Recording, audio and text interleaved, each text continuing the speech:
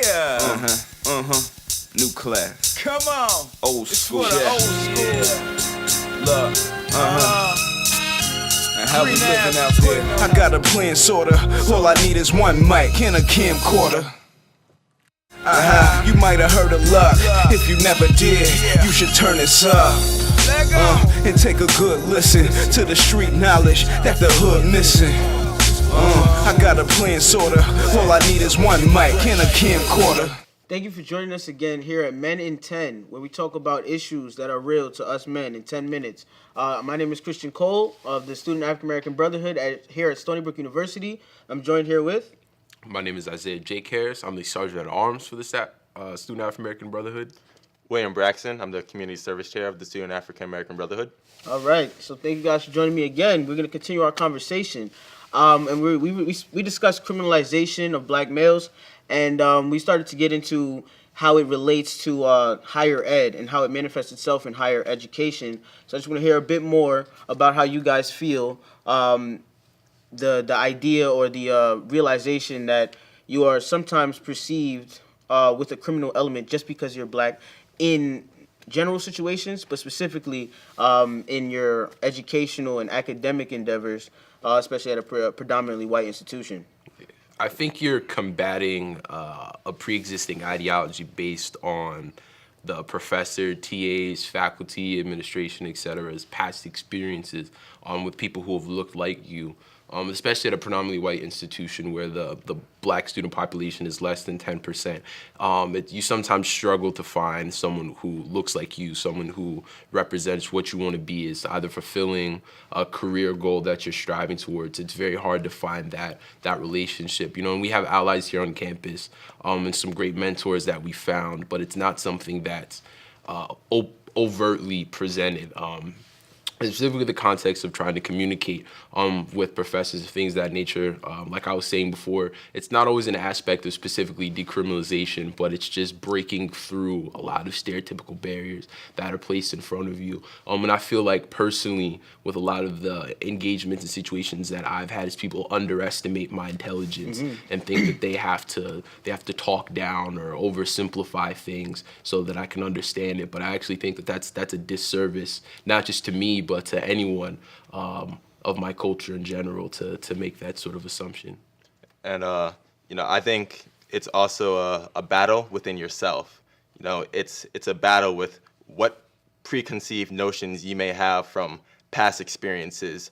It's a battle with what you might walk into something thinking about yourself or believe in yourself, like kind of like a stereotype there. Are you going to walk into this a TA's office hours already thinking that, all right, I'm black, I'm going to have to carry myself this way or that way, where, sometimes that may be the case, but sometimes it may not be the case, and you could just be putting pressure on yourself. And that goes back to constantly being aware of who you are, where, where in college, this is kind of the growing years where, like, you're supposed to grow into yourself, learn more about yourself. But instead of doing that, we're constantly thinking about who we are, or more so, who we are perceived to be by others.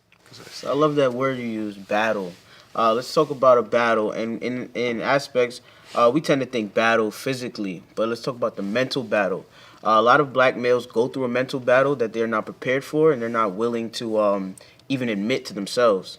So I just want to ask you about that. How do we feel that the criminalization of men, the realization of our double consciousness, as well as just even placing your own limitations on yourself, like you described, that idea that before you even start, you think you're defeated, that lack of a locus of control in one's actions and one's outcomes and one's success in life in general. How do we deal with that battle, and how do we start that conversation? What are some clear mental health issues that we deal with as black men?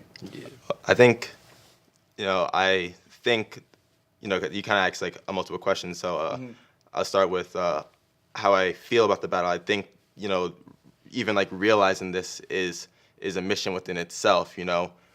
We go through, we're still very young. We're still growing up in many ways. We're still maturing. We're still learning so much. Yet we have to be aware of so many other things, so many other things that we like, you hear like, oh, you got to work twice as hard. You could be stereotyped and whatnot, where we may not feel like we have control of our own destiny. So I think that kind of goes into some of the mental health aspects of having anxiety, having depression, and all that stuff. Is a lot of it, in my opinion, boils down to, do you feel like you have control of where you're going to end up? Do you feel like you have control of your destiny, your fate? And do you have control of who you are? Absolutely. I think for me it was a confidence issue, especially when I started out and I came here my first semester. I struggled to find not just people who looked like me. I struggled to find an initiative in myself to want to instigate and put myself out there to become involved with different organizations, to go to office hours and speak to professors, because I didn't feel adequate enough to put myself in those positions to make myself that uncomfortable, because I didn't feel like I had a safety net to catch me if I fell. And that's something that I've worked on a lot over the past years, and it's helped me step into a lot of the leadership positions that I have and be able to not just communicate effectively in my person, but be able to help out my peers, and even have people come to me for questions on how to deal with these issues. And I just think overall it takes a tremendous amount of willpower to recognize that these are all systematic issues that you have to face, but it's not impossible. And I think that's the message that we have to send back to the youth in our communities, that yes, it's hard, yes, it's difficult, but it's absolutely possible. Yeah, absolutely. I feel like a lot of people try to tackle their issues or that battle with themselves, that lack of confidence, by not trying. They say, I'm not interested, I don't care, or whatever happens, or I have other things to do. I'm gonna get this money. Like those kind of self-defeating attitudes try to mask that feeling of inadequacy. And I feel like once you really face that, that's the only way we can really overcome it. And facing it is the realization that you don't have to face it alone. You can talk to your peers, you can have conversations like we're having, and even like just listening to this is something that may be empowering, because just knowing that other people go through these struggles, there's similar struggles, you're not alone. I'm not the only one confused. Just knowing that is enough comfort to allow someone to find that extra energy to push through whatever their problem is.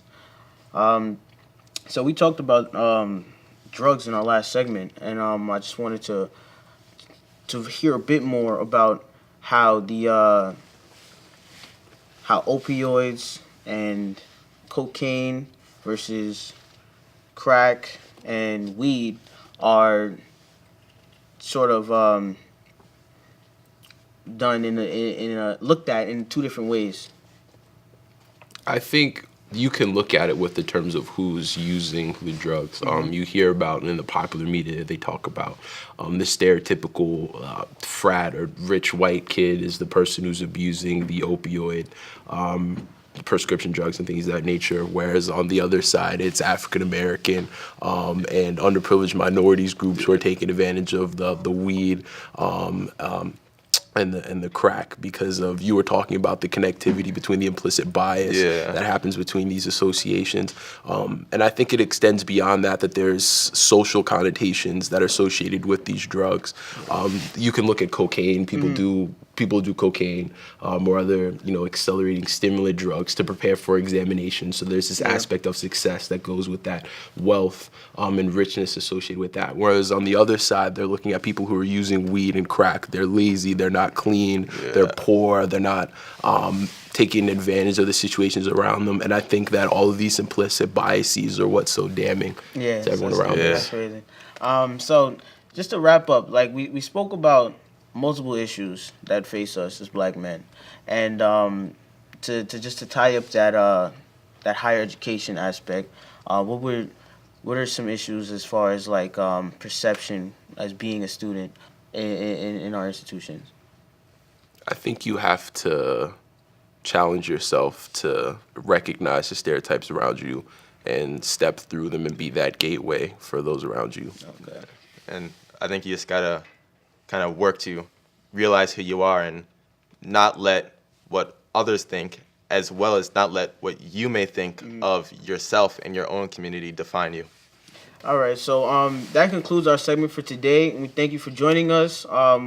I appreciate you, gentlemen. I love you both, and I really think that we spoke about some great topics today, and I feel like this conversation is something that was necessary. So I appreciate you both, and I want to thank you for being here and sharing your ideas. No problem. You brother.